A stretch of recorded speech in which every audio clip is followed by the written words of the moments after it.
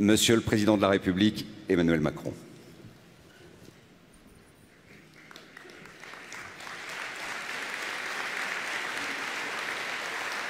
Merci, mes amis. Monsieur le Président du Sénat, Mesdames, Messieurs les ministres, Monsieur le Président du Conseil économique, social et environnemental, Mesdames et Messieurs les parlementaires, Monsieur le Président de l'Association des maires de France, cher François Baroin, Mesdames et Messieurs les membres du bureau et du comité directeur, Madame la maire de Paris, chère Anne Hidalgo, Mesdames et Messieurs les présidents d'associations d'élus locaux, Mesdames et Messieurs les maires et présidents d'intercommunalités, Mesdames et Messieurs les élus, Mesdames, Messieurs, chers amis. Merci d'abord de m'avoir permis de partager un instant à vos côtés l'hommage rendu au président Chirac, hommage affectueux et émouvant. Et merci de m'accueillir en cette deuxième journée, après avoir passé ces heures hier en particulier aux côtés de tous nos amis et collègues ultramarins que je reconnais dans cette salle et qui font face à beaucoup des défis qui sont ceux de tout le territoire français, avec en plus, bien souvent, des défis bien particuliers auxquels, à chaque fois, nous tentons de répondre. Merci, Madame le maire de Paris, chère Anne, merci, Monsieur le Président, cher François Baroin, Monsieur le Vice-président, cher André Léniel, pour votre accueil, vos propos, vos interpellations. Et merci à vous tous, Mesdames et Messieurs les maires, d'être là. Nous nous retrouvons, mais en fait, je ne crois pas que nous soyons vraiment quittés. À chaque fois que je me déplace dans l'Hexagone comme en Outre-mer, dans les circonstances tragiques d'une catastrophe naturelle, d'un attentat, comme dans les jours plus heureux, pour inaugurer tel projet qui se lance, telle réalisation qui aboutit, c'est votre visage à chaque fois que je vois parmi les premiers. Votre connaissance du terrain qui me nourrit, votre sens précisément du terrain qui m'apprend. Et puis, vous l'avez rappelé, il y a eu le grand débat. Ces dialogues que nous avons noués dans toutes les régions de France, à Grand-Bourgtroul, à Souillac, Valence, Évry, Courcouronnes, Autun, Gargilès-Dampierre, Bordeaux, Gréoux-les-Bains, Angers, Saint-Brieuc, Cozzanne, à l'Élysée et dans bien d'autres lieux. Ce fut ça pendant des mois, dans toutes les régions de France. Et j'ai tant appris de nos échanges. Tant appris, je dois dire, des aspirations de nos compatriotes, de leurs craintes aussi, face aux bouleversements contemporains qu'ils vivent dans leur quotidien et que vous partagez avec eux. Tant appris de votre sens du dialogue, de l'unité, de la proximité. Tant appris, oui, j'ose le dire, de vous. De ces débats que nous avons eus ensemble, que j'avais encore il y a quelques jours à Épernay avec le maire et son conseil municipal.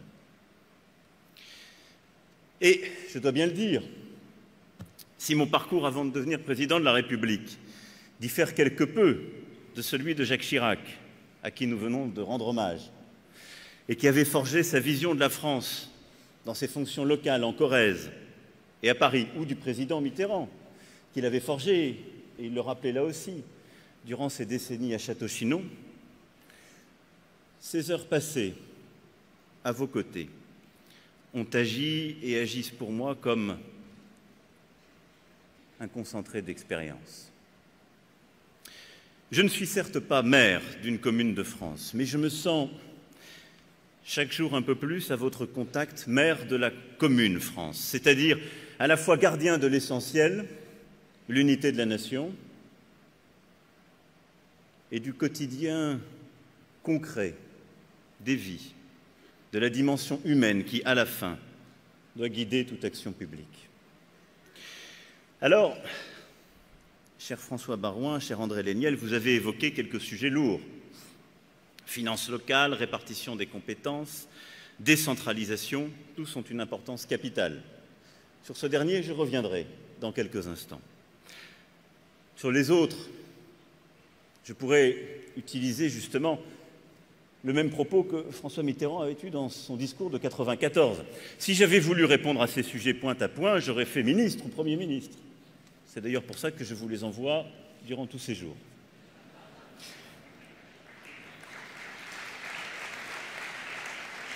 Mais comme vous, parce que les temps ont aussi changé, les exigences ne sont pas les mêmes, et vous me diriez, qu'est-ce que c'est que ce président qui ne répond pas à notre quotidien, alors que nous devons répondre au quotidien de nos concitoyens?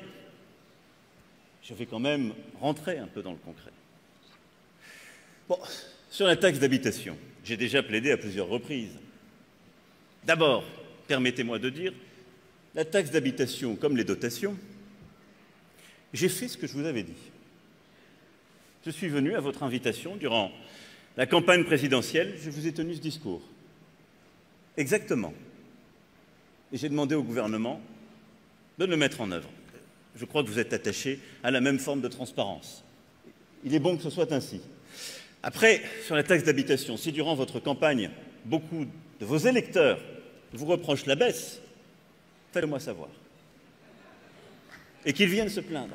Et parfois, peut-être, vous aurez le droit d'empocher les félicitations qu'ils vous livrent à vous, et pas au gouvernement, parce que c'est ce qui va vous arriver. Et je me permettrai de dire que, contrairement à beaucoup d'autres réformes, celle-ci ne s'est pas soldée par la suppression de la taxe d'habitation pour la remplacer par un autre impôt local, ce qui fut toujours le cas jusqu'alors.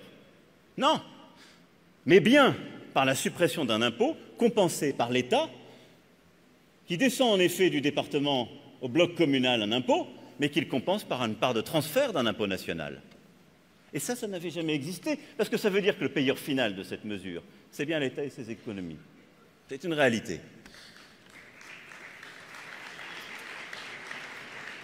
Quant aux compensations, les ministres, le Premier ministre y reviendra. Je vous ai entendu, j'ai déjà plaidé il y a 2 ans ici même les choses. Je l'ai expliqué plusieurs fois durant le grand débat. Si le système des dotations doit être rendu plus intelligent, je suis preneur de toutes les propositions. Il se trouve que le système d'aujourd'hui, il est voté par le Parlement sur la base des propositions du Comité des finances locales. J'ai compris que beaucoup y siégeaient. Simplement, le gouvernement vote une stabilité conformément à mes engagements. Enfin, le Parlement vote sur proposition du gouvernement conformément à mes engagements une stabilité. C'est une bonne chose. Mais la stabilité, elle s'accompagne ensuite de variations en fonction de la réalité. Si on perd des habitants, selon le potentiel fiscal, nous connaissons les règles. Si elles peuvent être rendues plus intelligentes, il faut le faire.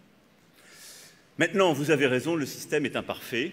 Il faut continuer de le transformer, de l'améliorer. J'y reviendrai dans quelques instants. Mais je crois que le moment que vit notre pays, que nous avons traversé ensemble ces derniers mois, le caractère parfois tragique de notre histoire, et vous l'avez rappelé, exige aussi que je puisse ici vous dire quelques mots, quelques convictions au fond, de la manière dont nous, ensemble, maire de France et président de la République, nous pouvons rassembler les Français. Comment nous pouvons ensemble faire en sorte d'être à la hauteur de ce moment. Car en effet, ce qui importe, et je ne considère pas pour ma part que ce que notre pays a vécu il y a maintenant 1 an, pendant des mois et des mois, soit totalement derrière nous. Cela vient de loin et cela durera. Cela exige beaucoup de force d'âme, de volonté, une volonté de transformer notre pays, d'agir, mais aussi tout en agissant d'unir et de rassembler, pour ne pas laisser de côté une partie de nos territoires, de notre peuple, et pour continuer à donner du sens à chacun. C'est bien cela dont je suis venu vous parler cet après-midi, avant tout. Trop de fractures. C'est le principal constat qui a émergé du grand débat national. Fracture territoriale, fracture numérique, sociale, identitaire, culturelle aussi. Trop de fractures. Comme si la France n'était plus une. Et à chaque fois qu'un républicain, comme vous l'êtes, comme je le suis, entend ainsi désigner la situation de notre pays, c'est toujours un déchirement. Précisément parce que la République est et ne saurait être qu'une. Parce que la République est et ne saurait être qu'indivisible. Cela ne veut pas dire qu'elle est la même partout, et vous êtes d'ailleurs les porteurs de cette diversité. Mais cette diversité ne doit pas diviser et justifier précisément que bloc à bloc, on finisse par penser le territoire ou la société comme séparés. Jamais je ne me résoudrai à ce que la France, la nation, se réduise à un archipel. Et donc notre rôle à nous, à vous qui êtes en charge de la commune, donc du commun, c'est de tout mettre en œuvre pour résorber ces fractures, c'est de faire bloc pour unir, pour rassembler les Français par notre action. Unir et rassembler, cela passe d'abord et avant tout, et je veux ici le rappeler, on l'évoque, je crois, souvent trop peu, par des rites républicains, dont pour les pratiquer, vous savez l'importance dans la vie d'une commune. Les cérémonies commémoratives en sont, qui rappellent régulièrement aux Français les liens de sang qui ont façonné leur liberté. Et je veux ici vous remercier toutes et tous pour votre implication lors de l'organisation du centenaire de la Première Guerre mondiale, comme dans les différents anniversaires et commémorations des débarquements de Normandie ou de Provence et de toutes ces célébrations, encore ces jours derniers. L'année 2020 sera de ce point de vue particulière. Nous célébrerons, entre autres, tout à la fois les 80 ans de l'appel du 18 juin, les 120 ans de la naissance du général de Gaulle, les 150 ans de la Troisième République, quelques autres anniversaires importants. Vous serez une fois encore au rendez-vous. Mais ces rendez-vous ne sont pas des habitudes. Ces rites, précisément, donnent du sens, dans nos communes, partout dans la République, à ce lien de sang, à cette part d'histoire qui nous a fait libres.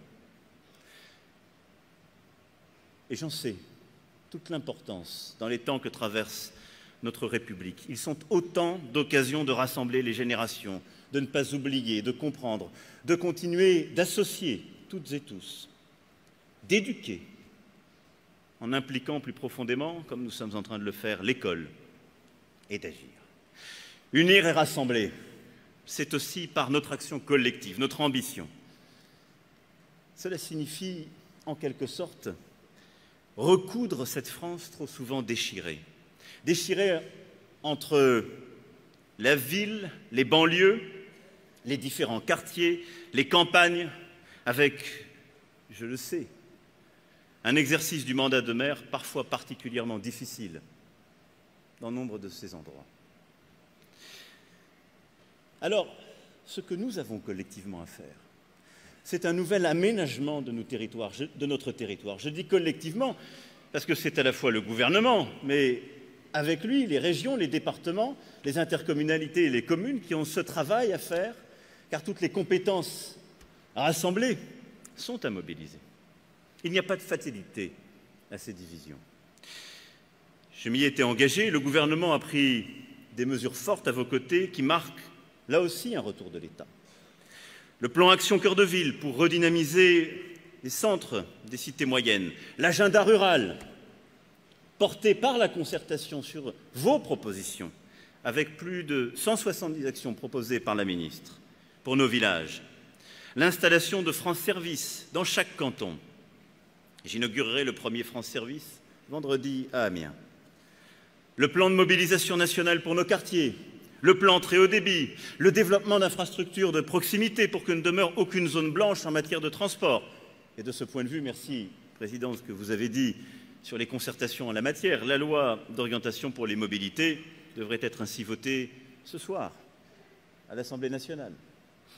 La création, sur la base d'une idée soumise par l'AMF, d'une agence nationale de la cohésion des territoires, mettant à disposition des collectivités de nouveaux moyens d'ingénierie pour accompagner les projets, pour aider aux investissements plus faciles, car ce qui bloque souvent, c'est le manque de moyens, on le sait bien, la difficulté de porter tel ou tel projet, d'avoir la compétence, les bonnes personnes. Jamais autant n'avait été fait pour que ce beau principe républicain, l'égalité, ne s'applique pas seulement aux femmes et aux hommes, mais aussi au territoire, pour que la République porte une même attention à notre capitale qu'aux villages de quelques âmes, aux grandes villes qu'aux cités moyennes. Nous arrivons tard, je le sais. Et je vous écoutais tout à l'heure, et j'entends pleinement vos arguments. Attaquer des projets de regroupement forcé, de précipitation, de baisse drastique de dotation sur tel ou tel projet. Mais je voudrais ici, de là où je suis,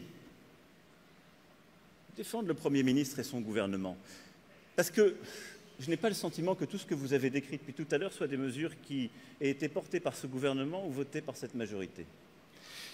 Et j'ai peur que, comme ça peut vous arriver souvent d'ailleurs dans votre action, il n'ait eu à subir depuis 2 ans et demi les conséquences de beaucoup de réformes qui venaient parfois de loin, alors même que son action essayait de mener le contraire.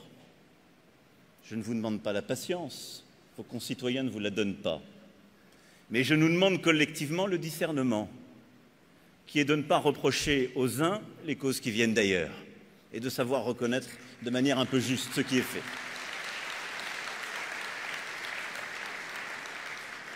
Mais tout cela est une épreuve, parce que nous venons de loin, parce que parfois des bonnes décisions n'avaient pas été prises suffisamment tôt, parce que le monde tel qu'il s'organise aussi a accéléré les phénomènes de concentration, la métropolisation qui n'est pas le fait de décisions, quelles que soient d'ailleurs les majorités, mais qui s'observe partout dans le monde, qui est le regroupement des talents, des énergies, dans quelques villes, quelques pôles d'attractivité, mais qui a parfois été aidé par la concentration autour de grandes régions, de capitales régionales, et les concentrations à Paris ou dans ces capitales-là de certains de nos choix. Nous arrivons donc à un moment critique, mais je ne crois pas, là aussi, qu'il y ait de fatalité, et je veux être jugé sur les actes. Les actes, c'est une augmentation de la couverture numérique du territoire inédite. 14 000 lignes de fibre optique sont tirées chaque jour ouvré, depuis janvier 2019, 4 millions par an. Nous serons donc au rendez-vous du haut débit pour tous en 2020 et du très haut débit pour tous en 2022, comme je m'y étais engagé, en juillet 2017. Les actes, c'est l'ouverture des 460 premiers France Service en janvier 2020, de 1000 nouveaux cafés dans nos petites villes d'ici quelques mois dans le cadre de l'agenda rural. Les actes, c'est la transformation en cours des logements des centres-villes et des quartiers, le choix résolu de privilégier le commerce de proximité pour revitaliser les centres-villes.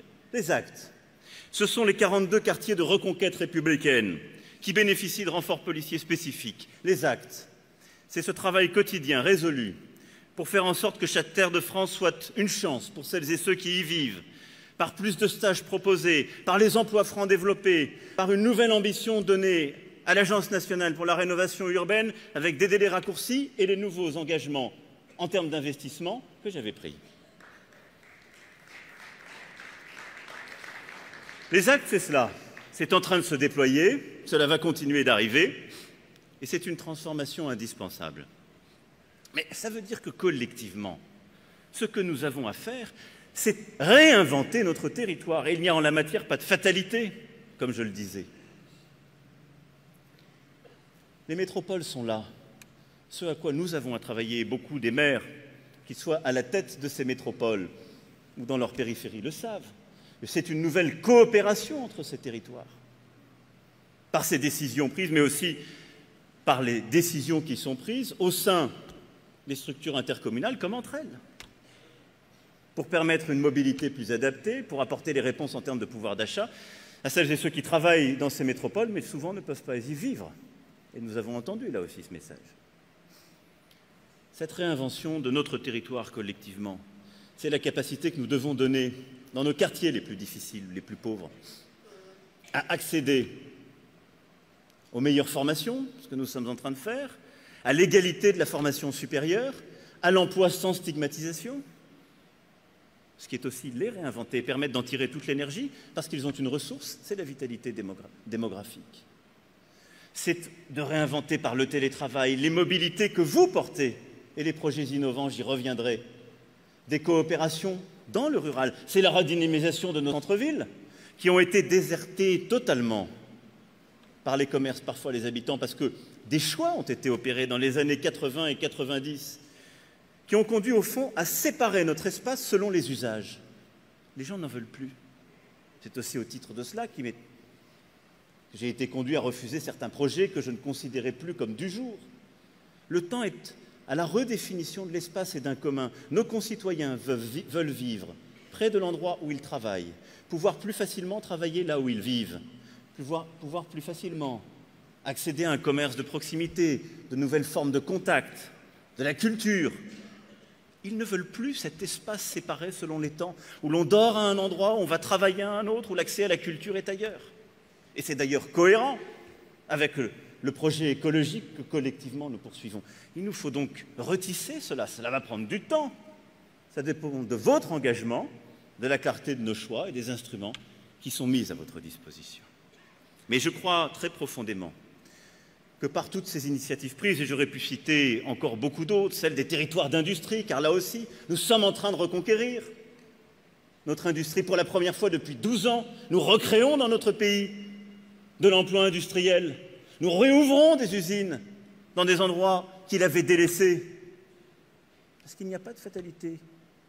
Il y a des projets qu'on doit vous aider à porter, des investissements qu'il faut faciliter et des règles, lorsqu'elles sont plus claires au niveau national, qui permettent enfin de réinvestir, de réembaucher. Plus de 500 000 emplois créés en 2 ans. Aussi, c'est pour cette ambition des territoires. Et donc, cet aménagement nouveau de notre territoire, il est à construire à travers ces projets, ces nouveaux instruments, et une ambition qui nous permettra de bâtir les nouvelles formes du vivre ensemble, de l'habiter, du déplacement et du travail, dans une puissance économique, solidaire et environnementale du XXIe siècle, celle que nous voulons bâtir. Unir et rassembler, c'est notre viatique, c'est aussi tenir la cohésion du pays dans les dures épreuves des temps. Vous avez rappelé les événements tragiques, ceux de 2015, ceux aussi que nous avons vécus ces derniers mois, ces dernières semaines. Ces événements, qu'il s'agisse du terrorisme, des attaques, des violences urbaines, ont touché à chaque fois au premier chef. Vous savez ô combien, Madame la maire de Paris, les maires que vous êtes. Ces événements ont bousculé notre pays, charriant les peurs, les angoisses, les tensions et parfois d'ailleurs, laissant monter l'esprit de division et les confusions. Face à de tels enchaînements, notre responsabilité collective est de ne jamais jouer sur les peurs, de ne jamais rien céder aux haines, d'éviter aussi la précipitation, parfois pour apporter les bonnes réponses. Opposer au tourbillon des amalgames la sérénité claire des principes républicains. Faire en sorte que le fil du dialogue entre les Français jamais ne se rompe. À ce titre, je veux dire ici combien les mots qu'ont eus les maires de chacune des communes concernées par les événements que je rappelais ont sonné juste, qu'ils étaient à chaque fois frappés d'un grand sens de la République et de son unité. Mais les mots n'épuisent pas ce que doit être notre réaction collective face au regain des passions, de la division et de la haine. Ce qu'il nous revient de bâtir, c'est la République en actes, qui unit les Français, tout simplement, parce que la loi s'applique à tous et en tout point du territoire. Aussi, devons-nous travailler ensemble pour assurer la sécurité de tous nos concitoyens au quotidien, lutter contre les incivilités, la délinquance, la violence, qui minent au premier chef la cohésion du pays. Je sais que c'est votre engagement premier, là aussi, parce qu'à chaque fois, vous me sollicitez, vous proposez d'ailleurs, bien souvent. Nous prenons depuis 2 ans et demi nos responsabilités en la matière avec une volonté forte. Des policiers et des gendarmes plus nombreux sur la voie publique. C'est l'engagement de recrutement de 10 000 postes supplémentaires. Les premiers qui sortent de formation sont en train d'arriver sur le terrain. Et il est vrai, ils sont particulièrement nombreux dans ces quartiers de reconquête républicaine où l'effort est mis en priorité. Mais c'est aussi dégager du temps sur le terrain pour nos policiers et nos gendarmes, en investissant dans la procédure pénale numérique, en allégeant ce qui a été fait dans le cadre de la loi justice, les tâches administratives. C'est aussi le choix qui a été fait, après des années sans que le sujet ne soit jamais ouvert, de décider du paiement des heures supplémentaires des policiers. Parce que les heures payées, c'est plus de présence sur le terrain. C'est donc du temps utile pour vous. Cet effort se poursuivra, il est indispensable et c'est notre engagement.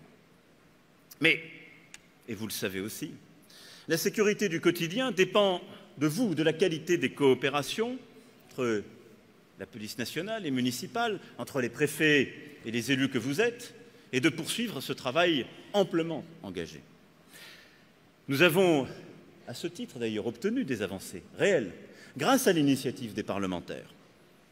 Je pense en particulier à cette loi sur les rodéos, élaborée ensemble et qui permet aujourd'hui de saisir les véhicules et qui permet, lorsque le travail est fait en partenariat sur le terrain, d'agir beaucoup plus efficacement. Dans 3 cas sur 4, police municipale, les forces de sécurité intérieure sont liées par une charte de coopération qui organise échange d'informations, partage de moyens techniques et numériques, formation et parfois même patrouille commune. Mais là aussi, nous pouvons encore faire davantage, faire mieux. C'est pourquoi je demande au gouvernement d'étudier toutes les propositions qui sont faites par les différentes associations pour améliorer ce qu'on appelle parfois le continuum de sécurité, c'est-à-dire la mobilisation de tous les acteurs, forces de l'ordre, police municipale, agents techniques aussi parfois, de différentes mairies, forces et sociétés de sécurité privées, pour agir de manière encore plus efficace contre les incivilités, la délinquance et poursuivre le travail. Des propositions très concrètes ont été faites par plusieurs d'entre vous. Et je souhaite qu'on puisse regarder avancer. Certains fichiers pourraient être mieux partagés, je le sais bien, ceux des véhicules volés par exemple. On pourrait agir plus efficacement et plus concrètement. Regardez si certains pouvoirs de police ne pourraient pas être délégués dans certains cas. Les dépôts, la verbalisation des poids lourds. Il y a des choses très concrètes que vous appelez de vos vœux, qui permettraient d'ailleurs non pas à l'État de se désengager, je le dis ici clairement pour lever toute ambiguïté, mais de mieux coopérer et de permettre aux maires qui le souhaitent de faire davantage, plus efficacement, plus simplement. Le gouvernement sera au rendez-vous et ces propositions auront donc une réponse. Mais au-delà de cette sécurité du quotidien, de ces incivilités, il y a bien entendu ce que notre pays continue de vivre, le terrorisme et le sujet de la radicalisation qui aussi appelle une action conjointe.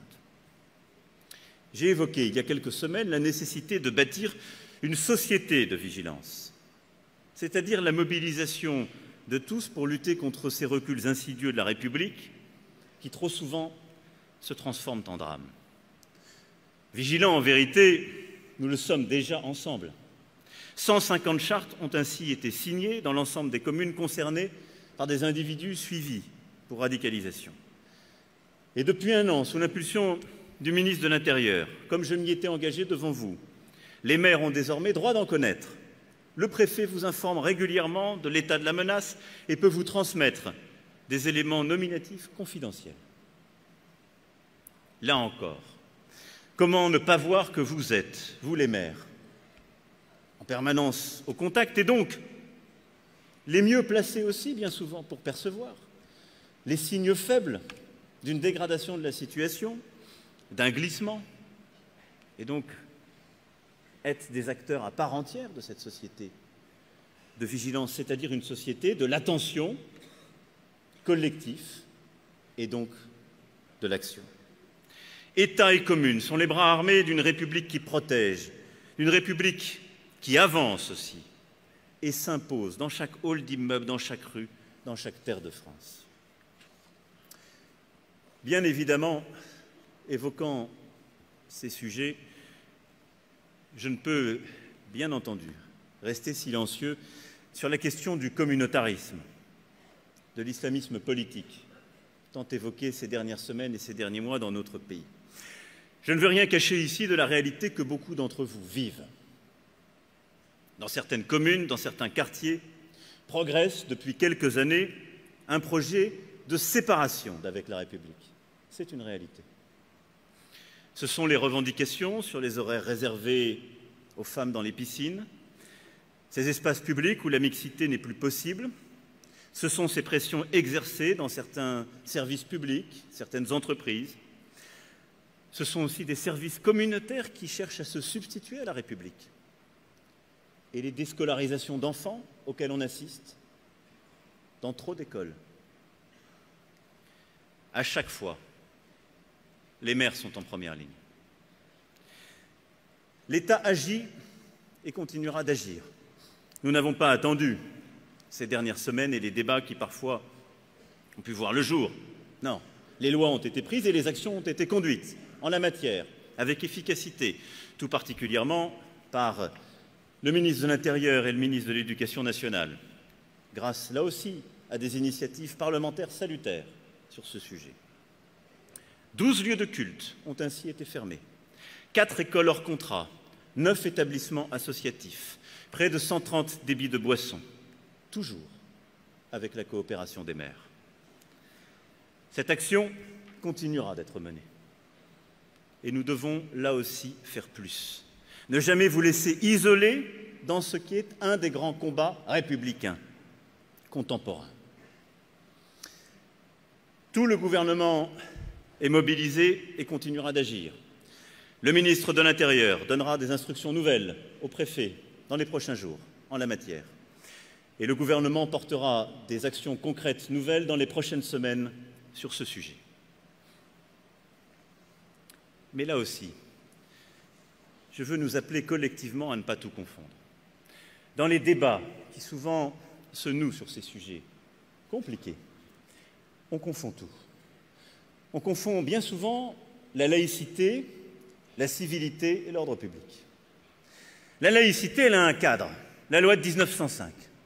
Il a été complété par des lois plus récentes, importantes, qui ont été le fruit d'ailleurs de longues concertations. C'est un cadre de liberté et de respect. La liberté de croire et de ne pas croire, c'est un cadre de neutralité. Ça n'est en aucun cas un cadre de combat ou d'exclusion.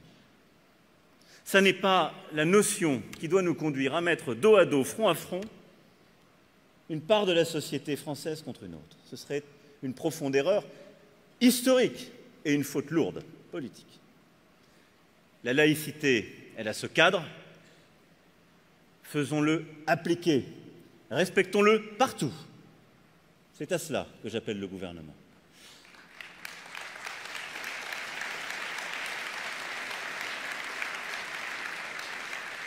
Mais bien souvent, ce qui traverse notre société, ce sont les sujets que je viens d'évoquer, légitimes, qui touchent la civilité, l'égalité entre les femmes et les hommes, le respect des lois de la République, l'ordre public.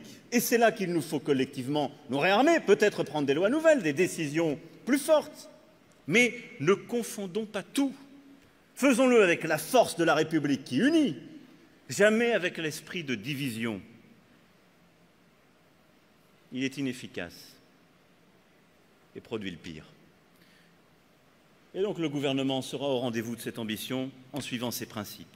Et puis, et ça vous touche tout particulièrement dans les débats récents, un sujet est venu, celui des listes communautaires. Je suis sur ce point pragmatique et ouvert à toutes les propositions, à la condition qu'elles soient efficaces et que là aussi, elles respectent nos principes. D'abord, vous êtes, je pense, toutes et tous attachés à ce qui fait notre vie politique, qui est aussi un principe de liberté. Comment définirait-on les listes communautaires? Qui en serait le juge? Selon quels critères? La vie politique est ainsi faite que les choses peuvent changer. Nous avons des règles claires. Faut-il ici les bousculer? Parce que soudain les esprits s'échauffent. Je nous appelle collectivement à la prudence, pas la prudence qui mène à l'inaction, non, celle qui conduit à ne pas renoncer aux libertés de la République, parce que le pire est parfois là, celle qui nous conduit aussi à voir toutes les conséquences de ce qu'on propose. Et puis, surtout, il ne faut pas en la matière avoir quelque naïveté que ce soit. Il ne s'agit pas de proclamer l'interdiction pour régler le problème. Nous avons eu dans d'autres temps de la République ces débats. Fallait-il interdire des listes antisémites pour réussir à chasser ces idées de la société française? Qui peut penser d'ailleurs que de telles listes se présenteront à visage découvert, avec spontanéité et clarté? Non, si les choses étaient si simples, nous n'aurions pas tant de difficultés. Ceux d'entre vous qui sont confrontés à ces phénomènes le savent. Ceux qui développent un projet communautariste, cet islam politique que j'évoquais, un projet de division de la nation en détournant une religion de ses fondements, très souvent se cachent, se dissimulent. C'est là toute la difficulté. Et donc, ce qui compte, c'est le combat politique, en actes. Ce qui compte, c'est l'intransigeance républicaine. Quand la prééminence de nos lois est remise en question, quand l'égalité entre les femmes et les hommes est combattue, remise en cause, ce qui compte, c'est de faire tomber les masques de ceux qui combattent la devise inscrite sur les frontons des mairies qu'ils convoitent. Et ce combat, je sais que je peux compter sur vous pour le mener, sur tous les maires de France, pour le mener et pour l'emporter. Et je veux vous dire une chose, vous pourrez compter sur moi, mais en actes, au quotidien, chaque jour, pour les débusquer, les combattre, fermer les associations, fermer les écoles quand elles ne respectent pas absolument les lois de la République. C'est ainsi qu'il faut mener ce combat. Je ne crois pas autrement.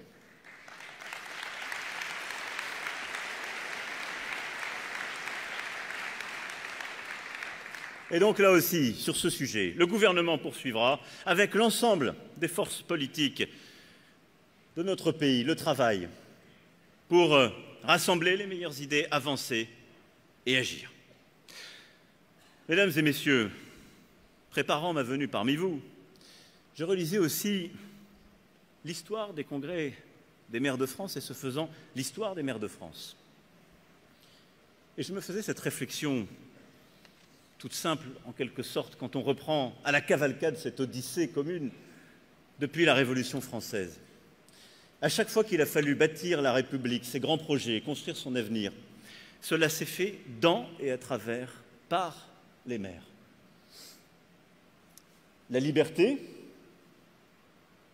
la République et la démocratie neuve dès la Révolution française, la construction de la République dès les lois de 71 et 72, d'abord par les conseils départementaux,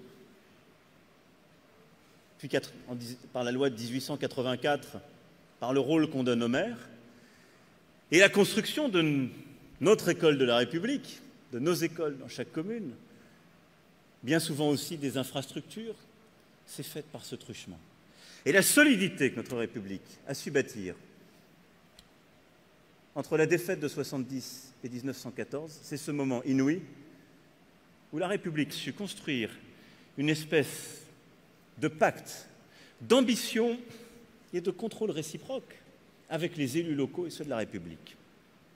Permettre que rien ne soit remis en cause si le pire devait advenir à Paris, avec les pouvoirs donnés dès 71 et 72 au niveau du département, en 84 aux communes, et permettre d'avancer avec des projets concrets. La solidité de notre pays, elle procède de ce temps incroyable. Et à chaque moment que la République a été bousculée par des doutes, par le pire, parfois bousculée en son sommet, elle a su retrouver ce socle, cette action concrète,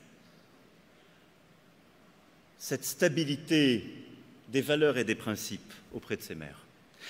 Et il en est de même dans le moment que nous vivons.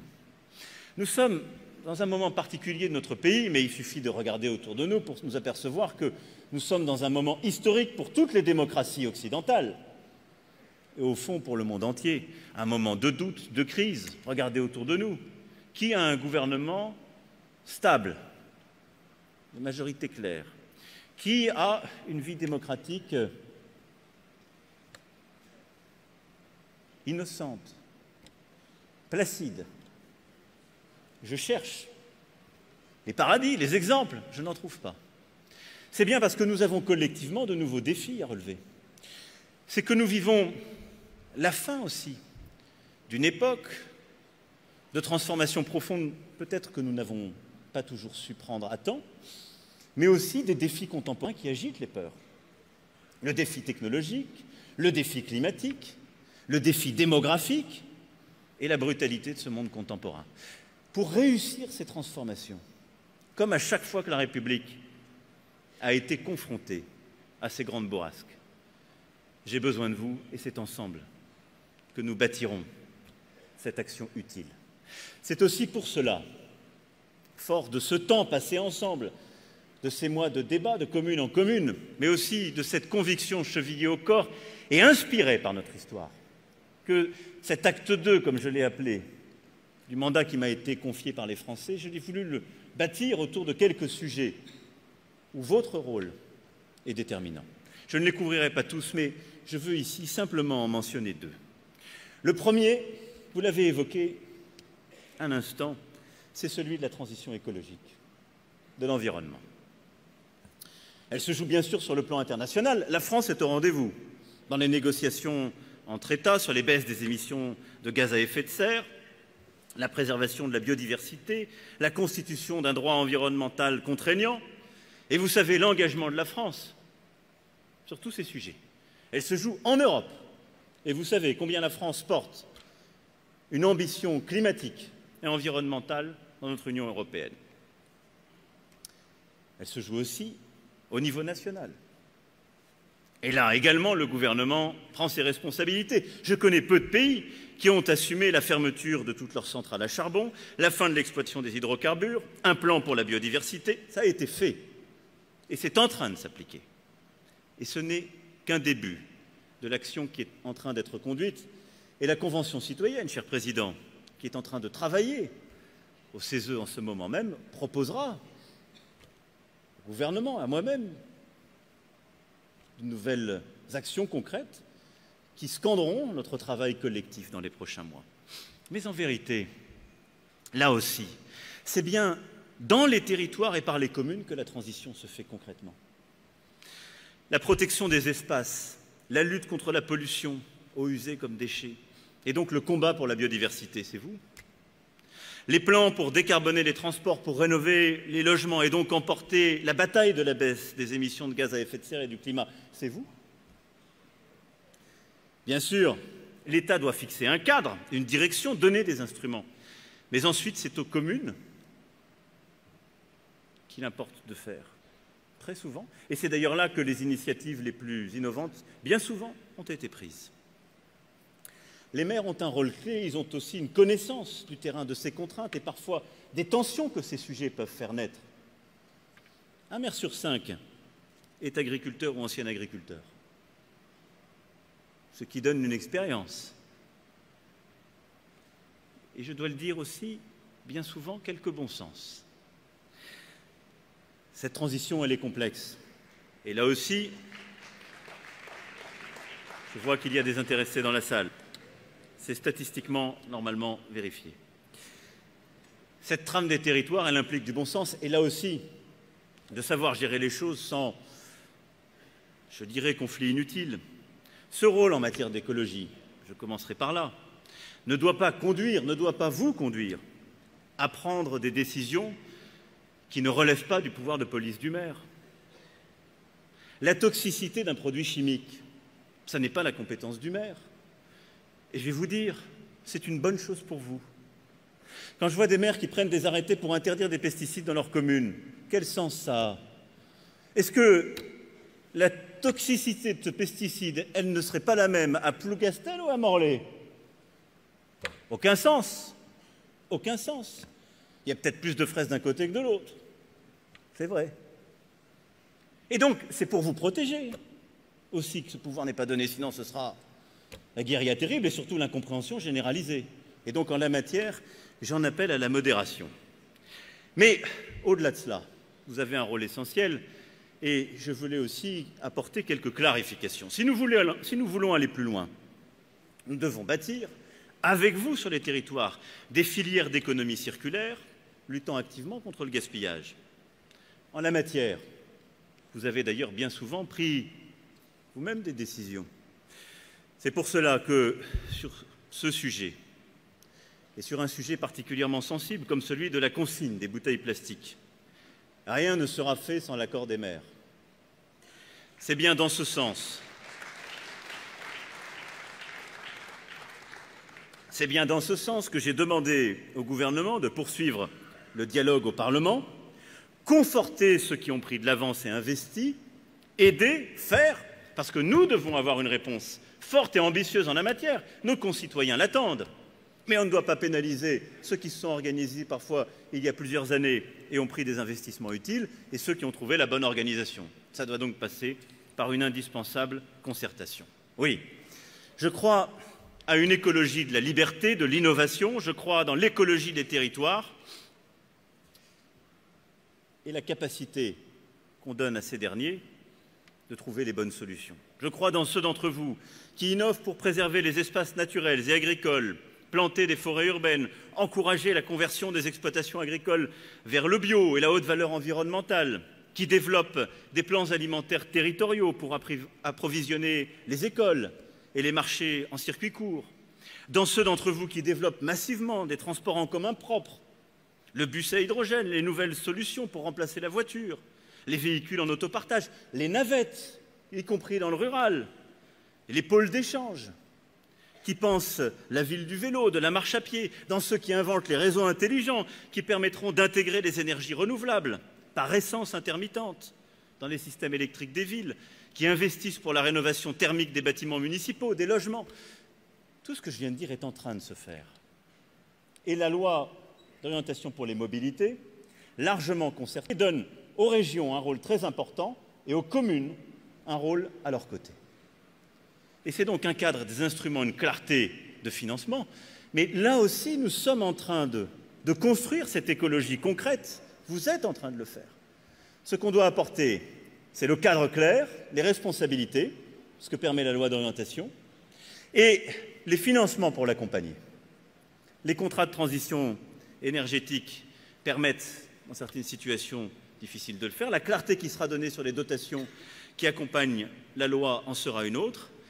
Et je souhaite que les prochains mois soient scandés par de nouveaux appels à projets pour accompagner très clairement tous ces projets aussi que je viens d'évoquer dans le cadre et l'architecture de la loi qui a été largement concertée et qui sera de manière imminente ainsi votée. L'écologie du quotidien, l'écologie concrète, l'écologie française, c'est celle de nos territoires, celle en action. Et c'est pourquoi, là aussi, je crois très profondément, comme lorsque la République a eu à bâtir son école, votre rôle est indispensable. Le deuxième sujet sur lequel je voulais attirer votre attention et vous dire combien, au fond, nous avons aujourd'hui pour mener cette action besoin de vous, c'est celui de la République sociale, solidaire, de ce solidarisme contemporain auquel je crois profondément. Dans votre quotidien, vous êtes confrontés, et vous avez apporté nombre de ces missions, bien souvent d'ailleurs en lien avec les départements qui, en la matière, jouent un rôle essentiel, cher Président. Vous avez à vous occuper des personnes éloignées de l'emploi avec les missions locales, celles en situation de difficultés ponctuelles ou durables avec les CCAS, l'accompagnement des personnes âgées, les situations liées justement aux demandes d'asile et aux migrations que sur beaucoup de nos territoires nous connaissons. Tous ces sujets sont majeurs, je n'y reviendrai pas. Vous êtes aussi au cœur d'une ambition économique indispensable. Mais il y a deux politiques, deux actions sociales indispensables à notre République et à la construction de cette République solidaire du XXIe siècle où votre rôle est décisif. C'est l'école et la santé. Deux sujets qui, à mes yeux, caractérisent l'État-providence du XXIe siècle que nous sommes en train collectivement de bâtir, auquel je crois profondément, qui est celui où l'on investit sur les personnes, pas celui où on administre les choses, non, mais où on décide d'investir sur nos concitoyens pour les aider à choisir leur vie, à la bâtir là où ils sont. Et là, votre rôle, comme il l'a toujours été, est éminent. L'éducation. Vous savez l'ambition qui est la nôtre, merci Président de l'avoir rappelé, elle est partagée, elle m'a conduit d'ailleurs parfois, là aussi, à corriger des choses qui étaient faites. Je le disais, tellement partagé que je me suis engagé à ce qu'aucune école ne soit fermée sans l'accord du maire. Et depuis que j'ai pris cet engagement, c'est ce qui a été fait par le ministre de l'Éducation nationale, avec une grande vigilance qu'il a encore rappelée. Priorité donnée à l'école primaire, parce que c'est là que se nouent les inégalités. Réforme du lycée, réforme de l'orientation. Jamais on n'a vu en si peu de temps, sauf à revenir à ces temps inauguraux de la République que je rappelais tout à l'heure, des investissements et de tels changements. Je sais aussi les inquiétudes. Comment financer les ATSEM supplémentaires face à l'augmentation des effectifs induite par l'école obligatoire des 3 ans? Comment prendre en charge les dépenses immobilières liées au dédoublement des classes de CP, CE1, CE2? Le sujet des grandes sections maternelles? Je veux ici rassurer, je sais les discussions en cours et vous aurez l'occasion d'y revenir avec le ministre.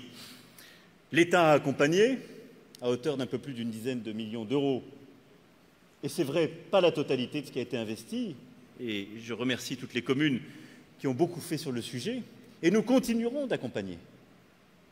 Et là aussi, ce dialogue continuera de se faire, parce que nous avons besoin de cette ambition collective, parce que nos enfants, pour pouvoir bâtir leur vie, ont besoin d'une école ainsi construite, avec moins d'élèves par classe, et avec les réformes qui ont ainsi été décidées. Parce que aussi, nous avons besoin, pour réattirer des familles dans certains endroits, dans certains quartiers ou dans une part de notre ruralité, de leur offrir des écoles de qualité.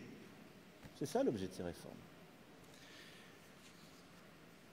Nous travaillons également ensemble à installer dans tous les territoires de France des CFA, de nouvelles antennes du CNAM, des unités d'enseignement supérieur, comme ces campus connectés dont l'objectif est de permettre à des étudiants habitant dans des territoires éloignés des grandes villes de bénéficier d'une offre complète de formation. Ce que nous allons déployer dans les prochains mois, ce que j'ai demandé au gouvernement de faire, c'est à rebours de ce que vous avez bien souvent vu, d'ouvrir dans des villes moyennes qui n'ont pas aujourd'hui d'université, pas de formation supérieure, des antennes d'université, certaines formations professionnelles ou académiques, et parfois les deux, pour permettre de se former au plus près de chez soi et répondre ce faisant aussi à des problèmes bien souvent de mobilité, de coût du logement dans les métropoles, de rareté du foncier que nous avons à vivre par ailleurs. C'est là aussi ce projet d'aménagement du territoire que j'évoquais tout à l'heure, qui est un pragmatisme que nous déclinons pour l'ambition scolaire. L'école de la République, celle de Jules Ferry, qui est enracinée dans chaque terre de France, s'est historiquement construite dans ce main dans la main entre le gouvernement et les maires. Et c'est ce fil qu'il nous faut tisser encore et encore. Et puis le second pilier de cette République sociale, c'est la santé. Là aussi, vous n'avez pas attendu le gouvernement.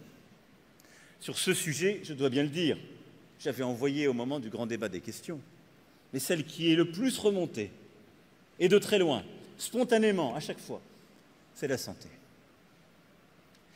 Disant d'ailleurs l'urgence de notre inorganisation collective et des errements de plusieurs décennies. Déserts médicaux d'un côté, surpopulation dans les urgences de l'autre, centres hospitaliers et professionnels qui n'arrivent plus à faire face à la demande sur certains territoires, disparition dans d'autres. C'est le fruit, là aussi, de dogmes qui ont longtemps vécu. On dépensera moins s'il y a moins de médecins. Bizarrement, les gens n'ont pas été moins malades. Et donc, nous voilà avec un système de santé sur lequel il faut tout à la fois réinvestir, mais qu'il faut aussi réorganiser.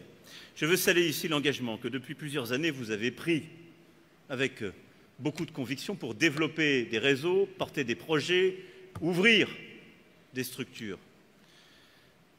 L'engagement que j'avais pris devant vous, c'est d'accompagner cela pour doubler les maisons de santé. C'est ce qui sera fait et nous sommes sur cet objectif. L'engagement, c'est aussi pour répondre à vos besoins. Une réforme plus en profondeur qui a été annoncée il y a 1 an dans le cadre du plan Ma Santé 2022 et qui là vous touche directement. La suppression du numerus clausus, mais ça touchera nos successeurs parce qu'on met 10 ans au moins à former un médecin. Mais collectivement, nous devons agir pour l'avenir. Le recrutement de 600 médecins salariés que nous commençons à déployer dans les territoires les plus carencés, dès à présent. Le développement de la télémédecine, le renforcement du rôle des infirmiers, l'ouverture de 1000 maisons de santé, comme je le disais, et l'encouragement à vos côtés de ces maisons de santé pluridisciplinaires en finançant ces assistants médicaux pour encourager les professionnels à venir et faire que les projets immobiliers que vous avez souvent portés soient accompagnés par des projets médicaux et que ces derniers soient aidés en leur payant cette assistante médicale ou cet assistant médical qui vient les décharger d'actes médicaux et leur permettre de mieux travailler sur vos territoires. Là aussi, rien ne se fera sans vous.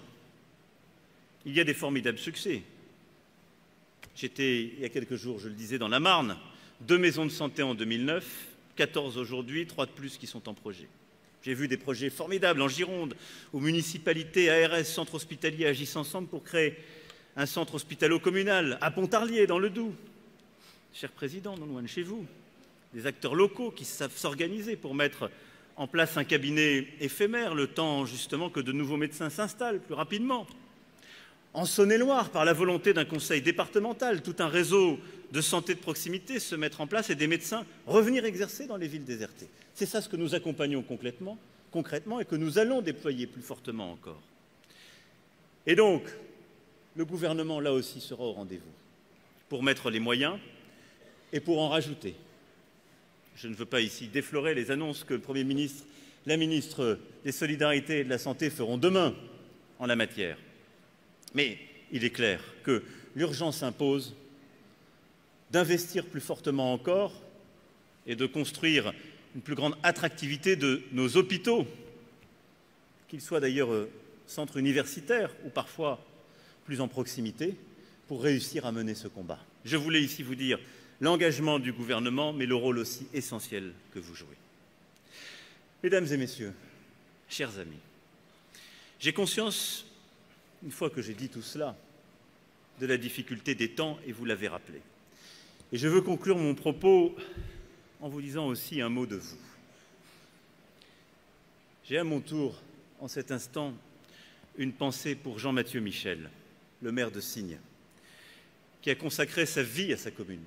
Vous le disiez, Président, tout à l'heure, en rappelant son engagement de 83 pour finalement mourir dans l'exercice de ses fonctions, dans le courage de sa fonction, celle justement de faire respecter la vie en commun, de rappeler à l'ordre ceux qui, dans sa commune, venaient enfreindre la règle. Les Signoises et les Signois n'oublieront jamais ce grand humaniste qui les connaissait tous personnellement. Et je veux avoir une pensée pour eux, pour le personnel de la commune et pour sa famille, dont la dignité fut exemplaire en cet instant. Cette tragédie, ainsi que les dizaines d'agressions dont les maires et les élus locaux ces derniers mois, beaucoup trop d'élus de la République, ont été victimes, rappellent la République et chacun de ses citoyens a ses devoirs. Et la République, je le redis ici, vous doit protection. La République ne peut en effet vous demander tant sans assurer votre sécurité, et en particulier celles et ceux d'entre vous qui craignent pour leur intégrité physique. Elle ne peut vous demander tant non plus sans vous donner les moyens de l'action. Et là aussi, c'est l'objet de ce texte de loi proposé par les ministres, défendu en ce moment même à l'Assemblée nationale, qui est le fruit du grand débat, qui est le fruit des propositions concrètes des maires de France,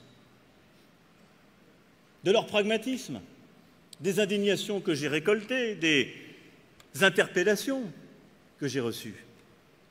D'abord, en reconnaissant et en soutenant davantage votre engagement. L'engagement, c'est la sève d'une nation, ce qui la fait, ce qui la tient, ce qui la grandit. L'engagement associatif, syndical, politique et bien entendu l'engagement des maires. Ça fait des décennies qu'on parle du statut de l'élu. Des décennies. Alors, il y a des débats, mais je veux reconnaître au gouvernement de porter enfin une réforme tant et tant attendue. Le projet de loi Engagement et Proximité, discuté encore ces dernières heures à l'Assemblée nationale, s'inspire de toutes ces idées. Et donc oui, ce texte vous permettra de bénéficier d'une protection juridique dans le cadre de l'exercice de vos fonctions. Et nous l'assumons. Oui, vous bénéficierez désormais d'un droit à la formation. Et nous l'assumons. Oui, les élus locaux pourront mieux concilier leur vie personnelle et leur vie familiale, avec par exemple le remboursement des frais de garde, et nous l'assumons. Oui, les maires ruraux, qui dans les campagnes de France sont bien souvent tout à la fois policiers, médecins, urbanistes, jardiniers et assistants sociaux, seront rétribués aussi à leur juste niveau d'engagement, et nous l'assumons, entre autres choses. Je veux le dire ici parce que c'est une première.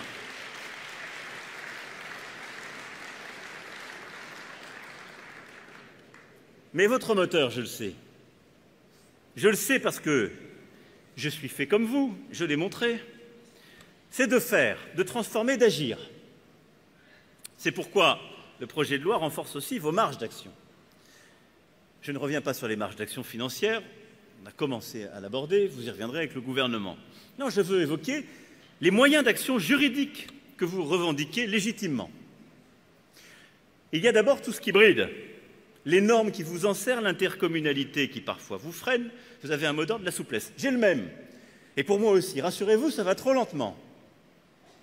Et lorsque je suis allé, il y a quelques jours dans la Marne, j'ai réuni d'ailleurs les préfets et chefs de service de l'État déconcentrés pour faire la revue de chantier en la matière. Mais ça avance. Les normes, nous en réduisons d'abord le flux. On le regarde trop peu souvent. 40 projets de décrets pris par les ministères en 2 ans et demi. C'était 100 par an avant. 100 par an. Le stock. Les fameuses circulaires. Vous savez, ces lois qui ne sont pas discutées au Parlement et ces décrets qui ne sont pas pris par les ministres, mais tout ce qui fait la vie de l'administration et qui, à la fin, vous est parfois opposé. Ces circulaires. 65% des circulaires existantes abrogées. Je peux vous dire que ce travail de Pénélope, il a fallu le porter et il touche votre quotidien. Je n'ai pas entendu de protestation, ça veut dire qu'elle ne servait pas forcément à grand-chose. Ce travail, il faut le poursuivre et là aussi, j'en appelle aux bonnes idées. Mais ne sous-estimez pas une chose, simplifier, c'est complexe. Parce que supprimer un texte, une circulaire, c'est s'assurer qu'il ne servait à rien. Donc il faut tester les gens, il faut le vérifier, vous le savez bien. Et donc, j'ai besoin de vous pour que ce travail se poursuive. Un nouveau service, le rescrit normatif, sera créé dans les préfectures et sera valable dès le début du mandat prochain et permettra de sécuriser tous les projets sur le plan juridique. De la même manière, déconcentrer la décision, c'est simplifier pour vous. On est plusieurs dans cette salle à être attachés à cela, je le sais. Plus de 1000 procédures administratives ont été déconcentrées au plus près du terrain. Ça veut dire quoi? Que sur ces 1000 décisions, 1000 types de décisions, là où bien souvent le préfet, le directeur d'administration locale vous disait « je ne peux pas vous donner la réponse, je dois demander à Paris », la décision peut se prendre sur le terrain, de manière concrète. C'est plus de responsabilité, plus de rapidité, plus aussi de simplicité et de souplesse. L'intercommunalité. Nous l'assouplissons. Répartition des compétences entre les communes, périmètre des EPCI, conseil des maires, tout est mis en place pour tout à la fois mieux s'organiser et respecter les libertés locales. Et là aussi, les avancées qui émanent de ce débat, portées et actées encore ces dernières heures, nous l'évoquions ensemble à l'instant, Président, par le Premier ministre et les ministres, permettront utilement d'avancer et ce jusqu'au bout du chemin de ce texte de loi, pour que les maires puissent choisir, pour que les maires, élus au suffrage universel, ne puissent jamais être, en quelque sorte, simplement les récipiendaires d'instructions d'une autre collectivité. Vous souhaitez aller plus loin encore dans la souplesse d'organisation. J'y suis prêt, de manière, là aussi, très concrète. Alors, vous m'avez interpellé sur ce point, Monsieur le Président, et je veux y revenir. D'abord, pour dire que, en la matière, là aussi, le texte de loi, c'est sur ce sujet les seules décisions qui ont été prises par ce gouvernement et cette majorité. J'entends vos protestations, à juste titre, mais il ne faut pas opposer au gouvernement ou à vos parlementaires des décisions de jadis. Il faut quand même être clair sur ce point. Ou alors, citez-moi les discours où j'aurais porté de l'intercommunalité forcée, citez-moi les discours où j'ai nié la force démocratique du maire, citez-moi les discours et les actes qui ont fait le contraire. Cher ami, il vous est arrivé d'avoir des prédécesseurs, il faut les respecter, vous n'êtes pas obligé de tout prendre.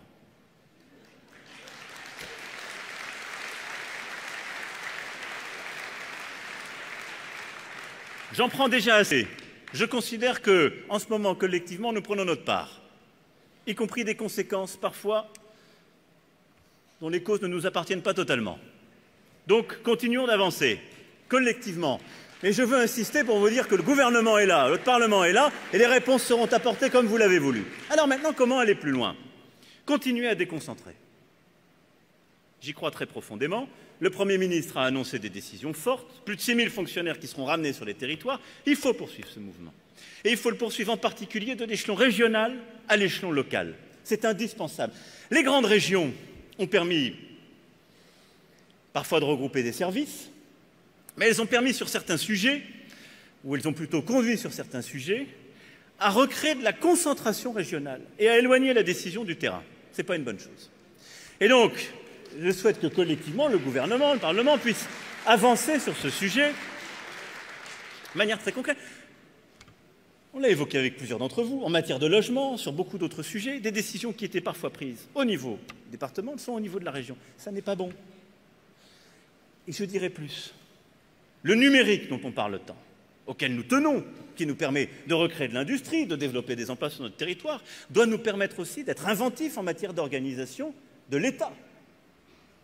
Pourquoi? Parce qu'il y a le numérique. On devrait demander à tous nos agents, à tous nos fonctionnaires, d'aller dans la capitale régionale ou à Paris pour faire des travaux d'intérêt général et expliquer à nos concitoyens, vous voulez joindre votre fonctionnaire?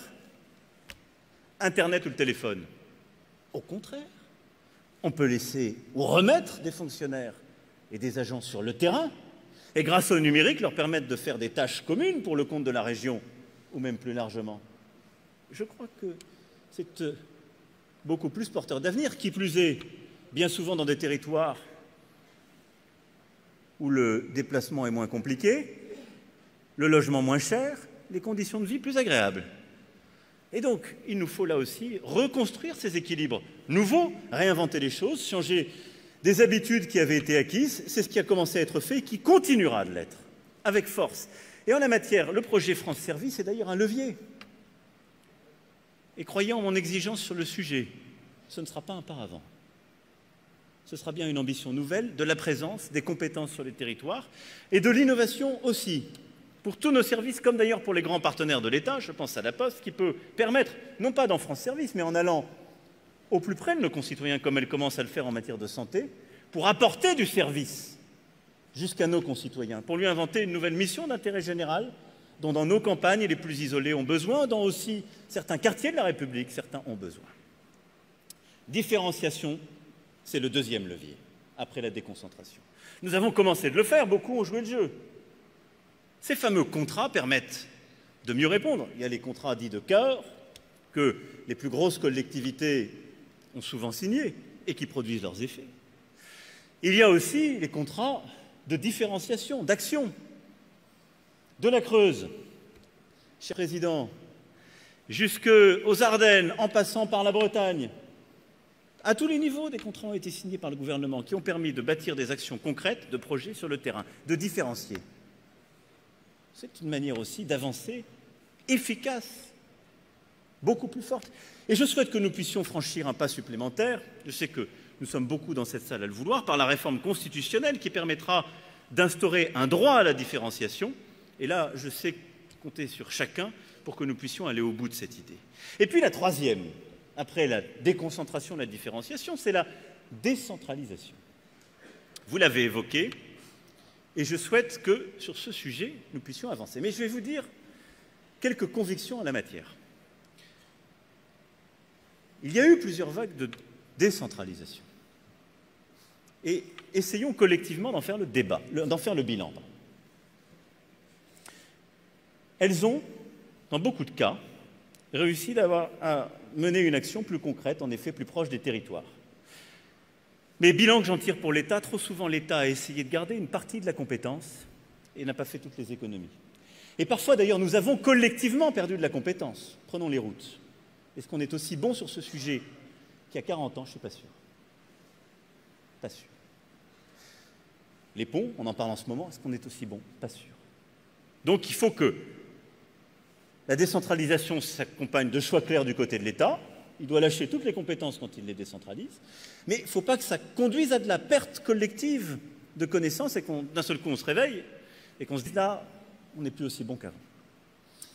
Ensuite, on a parfois décentralisé des compétences sans donner les moyens. Le RSA et les départements. Est-ce que c'est de la bonne décentralisation? Non. On l'a plusieurs fois évoqué. Ça fait maintenant des années, quasiment depuis le premier jour, que des débats sans fin se nouent pour savoir si la compensation est la bonne. Et qui plus est, on a décentralisé une compétence sur laquelle la collectivité en charge n'avait quasiment pas de moyens d'action. Est-ce que c'est de la bonne décentralisation? Moi, je veux bien décentraliser des compétences si la collectivité qui la reçoit ne peut rien faire et qu'elle est un payeur aveugle. Elle dit « j'ai la compétence ». Et donc, j'en ai tiré une conviction simple, qui peut-être peut rendre les choses parfois plus compliquées qu'il ne semble au premier abord. Quand on décentralise une compétence, il faut décentraliser les moyens clairement. Et la dynamique des moyens clairement. Est-ce qu'il y a sur chacune de ces compétences une dynamique et une fiscalité claire? Non. Vous me parlez du foncier pour les départements, c'est émouvant. Mais si le foncier avait la même dynamique que le RSA, ça se serait vu depuis longtemps. Et c'est d'ailleurs pour ça qu'on fait des péréquations en permanence. Si les départements qui touchent le plus de foncier et de droits de mutation à titre onéreux étaient les départements qui avaient le plus de RSA, la France serait plus heureuse. Rien à voir. Il y a une ressource fiscale, elle n'a rien à voir avec la dépense. Est-ce que c'est de la bonne décentralisation? Vous conviendrez avec moi que non. C'est ridicule. C'est ridicule. Et donc on fait de la bricole en permanence, on fait de la péréquation tous les matins. Vous le savez bien. Donc, cette émotion me touche, mais elle n'est pas féconde. Elle n'est pas féconde. Si on veut avancer, il faut regarder en effet quelle fiscalité ou part de fiscalité on donne aux collectivités en décentralisant. Et nous avons un fétichisme français, l'autonomie fiscale. Je regarde les grands pays décentralisés autour de nous. Ils sont beaucoup plus décentralisés que nous. Ils n'ont pas d'autonomie fiscale. Ils ont une chambre qui, chaque année, en effet, discute des ressources fiscales qui sont affectées aux collectivités, chaque niveau avec des règles claires. Peut-être qu'il faut en arriver à cela. Et moi, j'y suis favorable. Parce que je vais vous dire, l'autonomie fiscale, elle a deux problèmes. La première, il n'y a jamais une fiscalité qui correspond à la bonne compétence. Donc il y aura toujours des péréquations et de l'illisibilité, c'est vrai. Les seuls qui peuvent avoir une fiscalité propre, ce sont les communes. Ils ont une clause de compétence générale. C'est pour ça que j'assume le foncier. Et ne me dites pas, il y a des gens qui sont exonérés qui ne le payent pas. Dans la commune de Troyes, il doit y avoir 70% des gens qui ne payent pas la taxe d'habitation. On en parlait l'autre jour. Pas pour autant qu'ils n'avaient plus de lien avec la vie dans la commune. Bon. Donc, il n'y aura jamais la bonne fiscalité, en tout cas pour les départements et les régions. Par contre, il faut qu'il y ait une dynamique fiscale qui corresponde à la dynamique des compétences, qu'il y ait une visibilité qui soit donnée. Et c'est vrai que nous ne sommes pas bons sur ce sujet.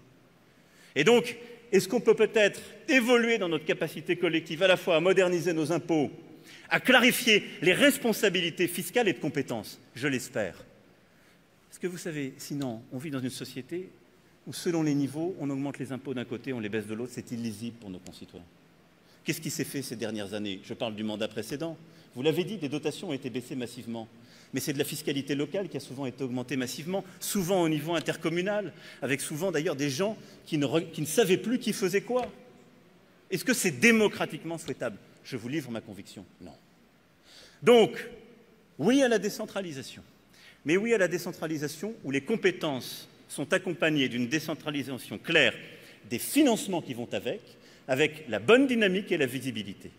Si on trouve des morceaux d'impôts nationaux qui ont cette dynamique, allons-y.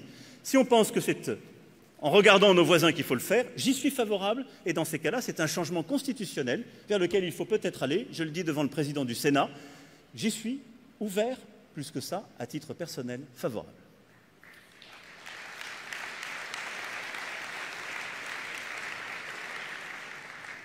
Et de l'autre côté, en décentralisant les compétences, il faut décentraliser les responsabilités. Et là aussi, On ne peut pas dire « je prends les compétences », mais quand il y a un problème, vous le savez, vous, quand il y a un problème, on vient vous voir. Bon, quand ce n'est pas vous, c'est moi, si je puis dire. Quand même bien souvent. Et c'est trop souvent le cas. Dis, j'ai les compétences. Les départements font un travail extraordinaire sur l'aide sociale à l'enfance.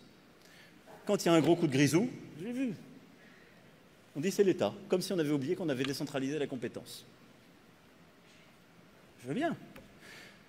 On a décentralisé imparfaitement certaines compétences de mobilité ou de développement économique. Dès qu'il y a un problème, on dit c'est l'État. Quand une entreprise ferme, je n'ai jamais vu une région dire c'est ma responsabilité, je vais moi le faire. L'État ne nous aide pas assez. On me parle de l'emploi. L'emploi. Si ça va avec la responsabilité, c'est simple. Ça veut dire, maintenant, dans les élections régionales, quand les gens votent pour la région, ils disent « je vote pour la politique d'emploi ». Et quand le président, les parlementaires iront aux élections, ils diront « attention, mes chers amis, l'emploi, ce n'est pas chez moi, c'est la région. Moi, je ne peux rien à l'emploi ». On n'est pas ce pays-là. Je vais vous rassurer, l'Allemagne, grand pays décentralisateur, n'a pas non plus décentralisé l'emploi. Et donc, le problème qu'on a, c'est qu'on a décentralisé des compétences sans décentraliser les responsabilités. Et je le dis aussi pour protéger les collectivités ici présentes. Personne en France ne veut avoir un RSA par département. Personne. Ça n'est pas comme ça que la nation s'est bâtie. Et donc, on ne va pas dire les politiques sociales, il faut complètement les décentraliser au niveau du département. Donc, les gens veulent prendre des compétences et pas les responsabilités. On ne peut pas avancer comme ça. Donc, oui, à un grand débat, une grande avancée sur la décentralisation, mais à condition de dire la compétence va avec la responsabilité démocratique et claire et avec des financements clairs qui ont la même dynamique. Et là, nous serons heureux.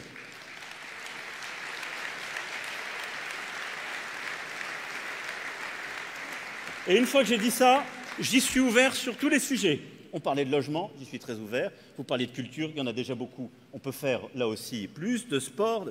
J'y suis favorable, suivant ces règles, qui sont celles de la clarté et de la responsabilité partagée. Vous l'aurez compris, mesdames, messieurs, chers amis, je n'ai d'autre obsession que d'agir, de transformer, de faire avec vous. Car à la fin, il n'y a que cela qui compte et c'est cela que nous laisserons. Une action. Alors je sais, les mois à venir auront un tour un peu particulier avec les élections municipales qui se profilent. Certains d'entre vous se représenteront, et je sais que vous serez nombreux, avec aussi de nouveaux engagés, actifs ou retraités, jeunes ou moins jeunes, femmes ou hommes, qui feront le choix de donner un peu de leur vie aux autres. Certains d'entre vous se revendiqueront d'étiquettes partisanes, d'autres non. Je crois, sur ce sujet, qu'il faut laisser une totale liberté et n'enfermer les maires dans aucun clivage. Les élections locales ne sont pas là pour être utilisées à des fins partisanes. Vous avez besoin de rassembler et d'agir. Ce qui compte, c'est l'engagement. Ce qui compte, c'est que la République des maires vive. Ce qui compte, c'est que les maires de France unissent encore et encore la société, façonnent encore et encore le pays, continuent à forger ce que nous sommes, ce peuple enraciné, ces paysages, ces différences, et répondent à ces ambitions contemporaines. Car oui, comme je l'ai dit, notre pays traverse, et je conclurai sur ce point, une période peut-être unique quand on se retournera sur elle, où ces fractures que j'évoquais sont là, où en même temps les opportunités sont à portée de main, où quelque chose se réinvente tout à la fois de nos vies, de nos territoires, de notre continent comme du reste du monde. Et je crois, dans ce moment, une fois encore, que votre rôle est en effet essentiel. Alors oui, vous l'avez dit, Président, il y a un an, lorsque le pays s'embrasait, j'ai fait appel à vous. Ou plus exactement, je vous ai regardé, vous m'avez inspiré. J'ai regardé les premiers maires, les premiers d'entre vous qui ont, parce qu'il y avait certains de nos concitoyens qui étaient dans les rues ou les ronds-points, parce que la violence était là, qui ont ouvert leur mairie, qui ont proposé. Certains sont venus me voir avec des propositions concrètes. Et de Poissy à Gargilès-Dompierre, en passant par toutes les communes de France, vous avez pris des risques. vous avez proposé et innové.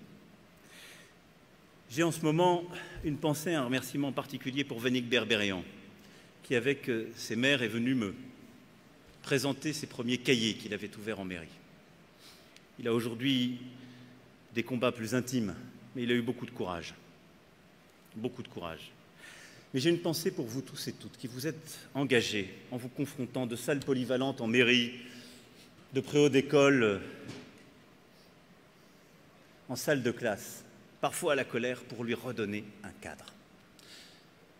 Vous avez écouté, vous avez souvent expliqué, vous avez aussi relayé, et je vous ai retrouvé à chaque fois, avec des propositions, des voix portées et une ambition.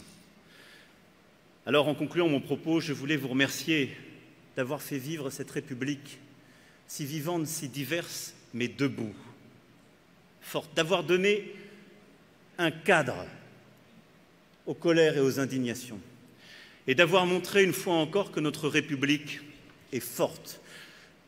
Et notre République continuera dans les mois qui viennent à affronter ses peurs. Mais je sais ce que nous avons vécu ensemble et ce que nous avons fait ensemble. Et ça me rend formidablement optimiste. La République, ça n'est pas une nostalgie. La République, ça n'est pas non plus un immobilisme. La République, c'est une volonté. C'est un projet unique de liberté, d'égalité, de fraternité. Ce sont des droits, on les rappelle chaque jour, on se combat pour les étendre, mais aussi des devoirs. Devoirs pour les responsables que nous sommes, partout. Devoirs pour nos concitoyens. Et il faut leur rappeler, toujours, s'il n'y a plus de devoir, il n'y a pas de droit qui tienne. Devoir de respecter l'autre.